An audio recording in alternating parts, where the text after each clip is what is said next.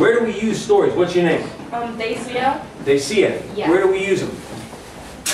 In the world, like every day. You use them like in anything, like just now, we just come back from the train. That's a story.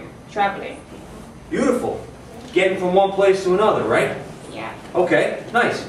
How I got here today. Why is that important that people know? Because like it helps. What'd you say? Somebody said it.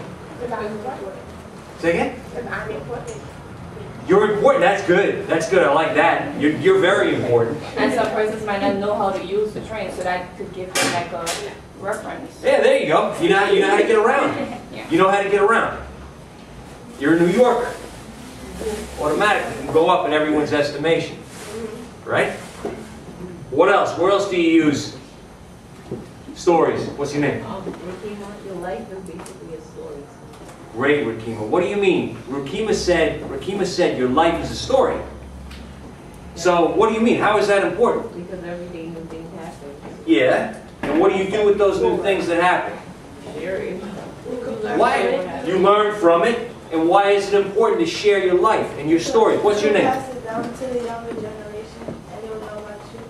Okay, they're going to know about you. I'm thinking more selfish here.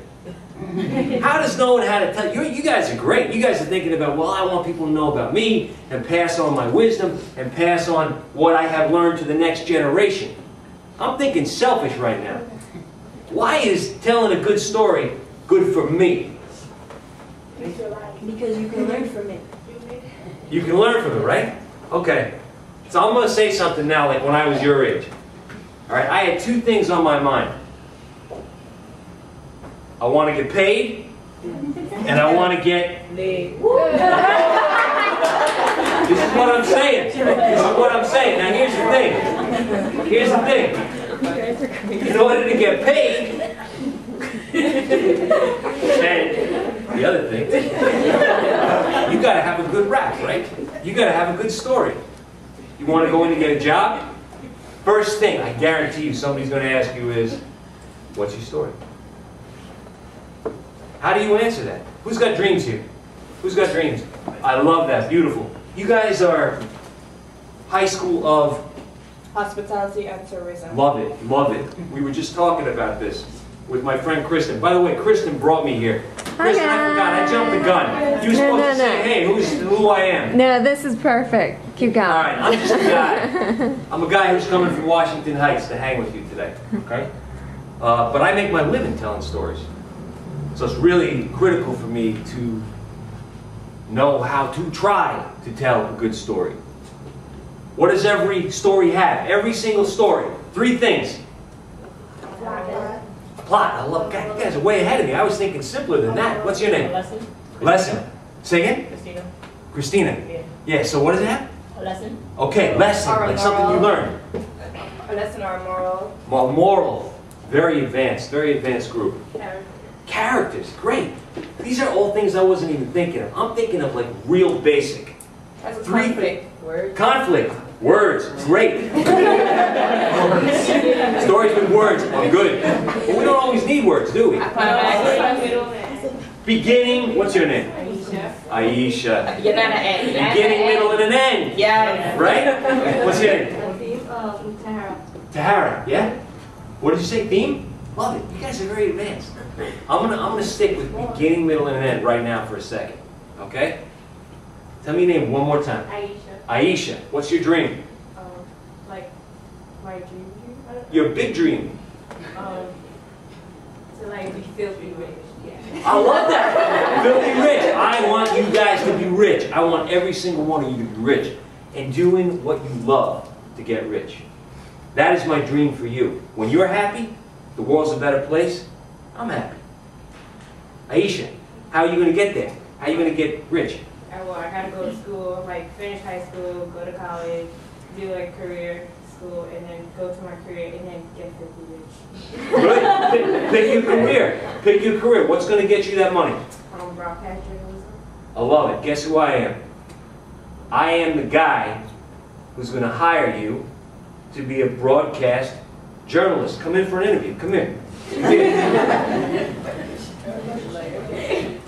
So Aisha, I see you got an interest in broadcast journalism here. What's your favorite channel? Like, what's your favorite news channel? Channel 5. 7? Channel 7. Lucky 7. Lucky 7. Okay? I am the manager, okay, of the talent at Channel 7. Now I got one slot for a broadcast journalist. You get this slot, you are going to be making crazy money. Here's the problem. I got first of all, I got 1,500 resumes for this one slot. I called in 100 people out of those 1,500. I am interviewing 100 people. How do I tell you all went to good schools, you all got the same kind of numbers, you all look real good on the resume. So I got one question for you. What's your story? Aisha, go. Take it. So one time I was on the news for my high school, and out of nowhere, boom, this car comes in. And I could have lost character, but I stood there and I was like, breaking news, the car just came in. You got the skills. I like your presentation. You make it dramatic. Okay, I love it.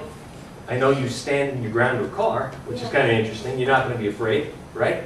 Good. So I'm learning about you. Make it real simple. Make it real simple. Wow me. Knock me out with the story of your life, beginning, middle, and end in 90 seconds. I was born. I grew up. I like to watch television. Okay, hang on one second. Stop. Don't lose that train of thought. Of those 100 people that I'm going to call in, how many of them were born? How many of them grew up? Like TV. Oh, I broke my arm. Yes, yeah. I broke my arm, and I was outside ABC news station with a broken arm, and I was like, I want to be there, but without my arm broken. And I want to be on the news, and I want people to know my face and know my name. Okay, good. Now you're telling me more about you, and I love it. Think about, and I'm going to give you some time to think about this, okay? Think about a beginning, a middle, and an end of your life. The beginning, don't go too far back. The beginning is today. Today, why you're here in the interview. I want to know a reason why I should give you this job over all the other people who want this job. Think of one really special thing. And here's the thing, you're on the right track. You're giving me drama. You're giving me examples. You broke your arm, you stood your ground to a car. Keep on that track. Think of something like that. The beginning. Real quick, this is where I come from. But here's why I'm here today. This is my beginning. I'm forward looking. Okay? The middle is your plan to get to your end, which is your dream, where you are running Channel 7. You are that head person, and I believe you can do it. I believe you can do it. You got personality. Okay? So just think about that for 1 second, all right? I'm gonna have you come up in a little bit. I'm gonna read to you a little something. This is from a story about a kid who does not have storytelling skills. I got to tell you something. I am not a genius. Not even close. But I make my living telling stories. So this is what that tells me. It's a skill. Storytelling is not a gift. Some people might have a gift to tell poetry, and some might have a gift to write movies. That's great. That's great if you can get that specific. And you really have a passion to do that. But everybody has the ability to tell a good story. And the most important story is what? What's the best story? Your story. That's right. Your story. If you guys knock that out, what are you? Sophomores? Juniors? Sophomore, junior, freshman, Freshman, sophomore, and junior. So you got a little bit of time. But here's the thing. You got maybe like the juniors. have a year, right? Yeah. Half a year. Before you're going to start looking at schools and all that stuff. All your SATs and all that kind of stuff, right? You get your... I know, everybody goes like this. I hated them too. Okay? It's critical. As doing well in your tests is your ability to tell your story perfectly. You do that, you can go anywhere. You can write your own ticket. Because guess what? Nobody knows how to do it. Nobody's trained it. It's a simple skill that we don't learn. You got to teach yourselves how to do it. And you teach each other how to do it.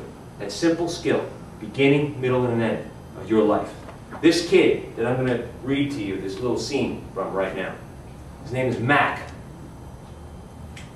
This kid does not have storytelling skills. He's got a condition. It's kind of like dyslexia.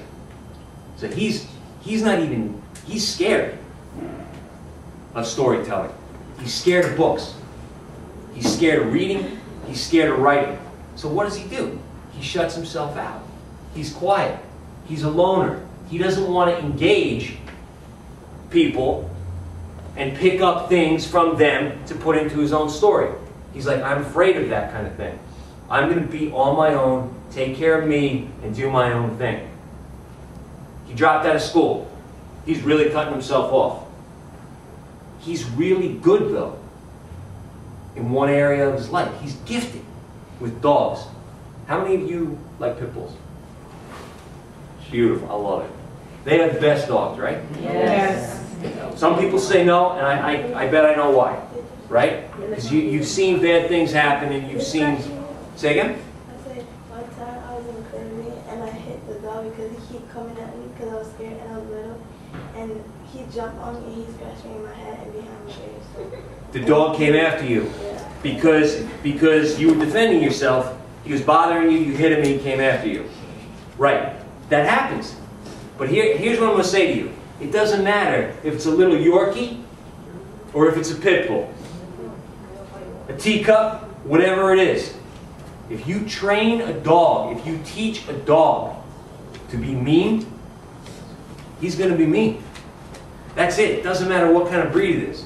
But pit bulls, they get a bad rep, right? Yeah. People make them fight, right? That's what they're used for a lot. A lot of them spot, right, for the cops. Yeah. You hear that, right? They pull out the fingernails. Yeah, so they don't make noise when they're running to attack. They take out the vocal cords, right? These dogs are abused and made to fight. This kid, Mac, goes into the fight pits and picks up the loser dogs. He fixes them up. He gives them medical attention. He feeds their body so they get strong, right? Gives them good food. He feeds their mind with training, discipline. Feeds their heart with love. He finds his dog, wreck of a dog, almost dead. He fixes it up, gets it perfect for his girlfriend. His girlfriend works at a restaurant. They both work together. He washes dishes, he works as a cook. She's a waitress. The girl, real smart, real good with books. She can tell a good story. She's terrified of dogs because, like, what's your name? Leslie Ann? Because like Leslie Ann, when she was a kid, she was attacked. Bad bite, right on the face. She went to pet the dog had been trained to be mean, bit her in the face. Now I gotta tell you, that's a scary thing, right? Seeing a pit bull come at you with that big old head and that big old mouth, and, right? Not good. Terrified of dogs. Yet, her love for her boyfriend, it's so strong that it grows into something else. It becomes, what's stronger than love? Happiness. Happiness? Good, good. Say. Huh? Trust. Trust! What's your name? Say again? Mary Jane? Marite. Marite? Yeah. Marite. Marite. M-A-R-I-T-E? M-A-R-I-T-H-E. Maite, okay? Maite says trust. Nice. Trust. When you get to that point, and you're in a relationship, you guys ever been there? No. Will you trust? Listen, when I was your age, I wasn't there either.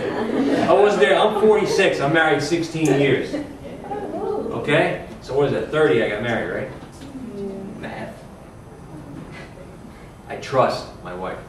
Nothing like it. She's got my back all the time. I got hers. These two kids are outsiders, right? Mac. Girl's name is Chi-Chi. They trust one another to the point that Chi-Chi, who's so scared of dogs, is willing to take in this mean-looking pit bull that Mac says, this dog, you're going to have no problem with this dog. This dog is beautiful. Take it into your home. She says, okay, I trust you. I'll take him in. Mac goes home to pick up the dog, to bring it over to his girlfriend's house. Yeah. He gets, so you guys read this story? Yeah. All right. He gets there, what happens? Dog is dead, right? How did the dog die? Antifreeze, right?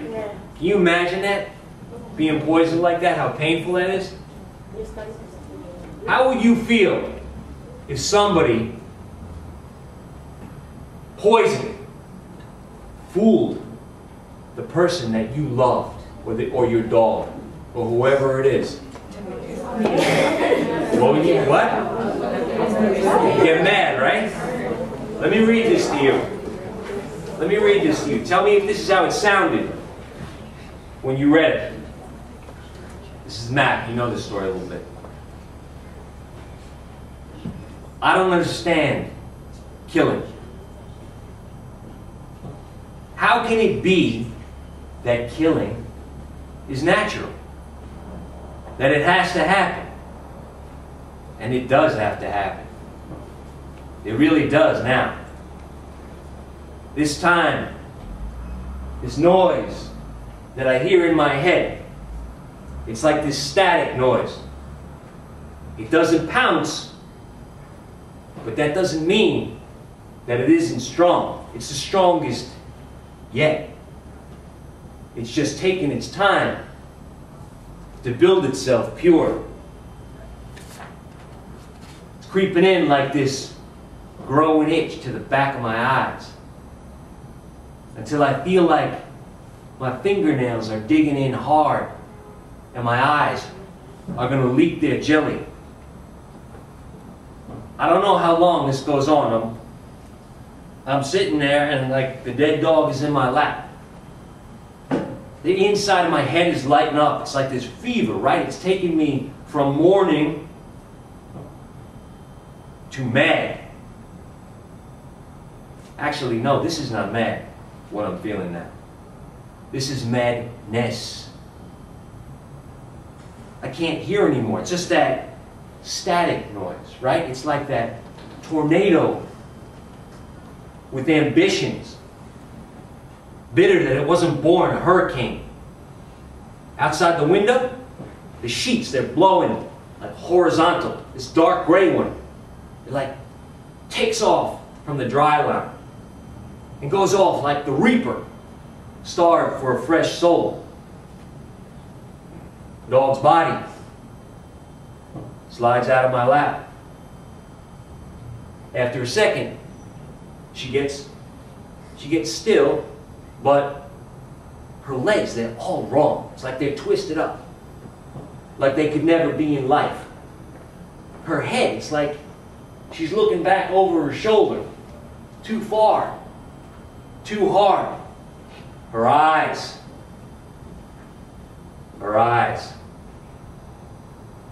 I think I know the last thing that came to her eyes. The one thing that's more important than love, apparently. The one thing that's stronger than love, He's not thinking now trust. What is he thinking? Fear? Yeah. What does fear provoke? Anger. Rage. Rage. Swells like a blister in the back of my throat, my heart, my eyes. They just feel like they've been clawed clean now. I don't know if I'm being pushed out of that room or if I'm being dragged, but I find myself staggering down the fire stairs to my neighbor Larry's door. I see my fist pounding on it. It's like I'm possessed, you know? I don't have the will to stop the demon. This isn't me now. Now Larry, he's cursing at me from the other side of the door. He's fading in and out of that hissing noise inside my head, but I can make out what he's saying. He's saying, I warned you. I warned you I would get that filthy dog jumping around up there, barking, making noise, stinking up my sheets. I warned you. And he's laughing at me. Now Larry, he's that darkness that they say is between the stars, you know? Between the galaxies. I mean, it's just like, there's nothing out there. This dude can't be a man. We can't be the same. But we are. Oh, how we are. I hammer Larry's deadbolt lock. High kick, bang. Once, bang, now I'm in. Larry, he reaches for his baseball bat, his mouth. This is wide as his eyes. I got me some Sprite cans, 6-pack, in a bag at my hip. I twirl up that bag real good. Keep those cans in there nice and tight. And then I walk fast to Larry. And then I swing that 6-pack at his face. He's bleeding bad. He's spitting broke teeth now. He's still holding the bat, right? But it's limp at his side. I slap it from his hand. I hit him again with the cans. Bust his nose open this time. On his knees now, Larry, looking up at me. I can't hear anything now, but I can read his lips. And do you know what he's saying to me? What's he saying to me? Sorry. Sorry. Yeah. He sure is, boy, I tell you what, because I peel off into my mind's darker streets and I lose myself. I keep hitting him and hitting him and hitting him and hitting him until the cans explode. It's just like pink froth everywhere. Then, it's like this fast fade to shadows. It must be a while later. I'm sitting on the floor. My teeth, they're clicking, even though it's like 100 degrees outside. Scratching at a bed bug bite on my neck. One of Larry's cats is staring at me from the kitchen sink, licking up the dirty dishes pile in it, flicking her tail. Outside the window, the clouds, they look like burnt rags. Sound comes back on with this cop's voice. Son, he says. I hear this echo, little kids. They're playing chase down in the courtyard. And then I see it. There's blood slicks all over the floor. There's like this slug trail from when Larry tried to drag himself to the door. And he made it about halfway before I finished him. Yes, sir, I say to that cop. Put down the bat, son. I hear condo, I-beam. It's rising in the distance. Calm, calm. And I see the bat in my head. And it's slick. And I start to remember it. Chopping down Larry after he was dead. Hey, son, the cop says, you hear me? I hear church bells. But I say, yes, sir, to that nice cop who 3 times called me son. But I'm wondering, I wonder if my girl, if she was with me, would she have been able to stop me? I mean, maybe just like her touch, a gentle hand on my shoulder. Would that have been enough? I was a man. I was hers. Now, nothing. My hand goes weak. Back falls, bangs down on the sunburnt linoleum, rolls crooked across the sloped floor. With blood on my hand. I touch my forehead, my heart, my left shoulder, my right, and I pray that my girl will forgive me. Except, you know what? Maybe it's better that she don't. I look out the kitchen window up to the sky, across the street. Weirdest thing, it's like this pair of sneakers hung over a power line, turning in a hot wind. It smells like ozone, and they are spinning. Now, this kid, he gets a chance to tell his story to the judge. Did you guys get that far yet? Mm-hmm. What does he say? The judge says, hey, what happened? What does he say? I did it. Aisha, is that a good story? That's I'm going to say something bad. That's a bad story. That's a very, very bad story. Anybody know what extenuating circumstances are? Who said yes? Yeah, what's your name? It's like a reason why you did it. Yes, exactly. That's exactly what it is. You tell him, hey, look, I know what I did, but this is why I did it. These were my reasons. It's up to the judge and the jury to figure out if those reasons justify the action, right? Here's the thing. You walk in there and say, I did it. You walk in for the job and you say, I want the job. Where does the person go with that? Nowhere. They can't give you anything because you're not giving them anything.